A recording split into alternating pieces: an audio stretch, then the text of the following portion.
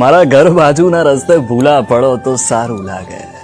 મારો કહેવાનો મતલબ કે મળતા રહો તો સારું લાગે. બે ડગલા હું આગળ આવું, થોડી તમે પણ હિંમત રાખો. વચમાં થોડું અંતર છે, તે દૂર કરો તો સારું લાગે.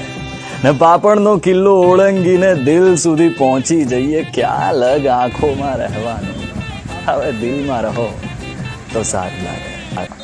મારા ઘર બાજુના રસ્તે ભૂલા પડો તો સારું લાગે.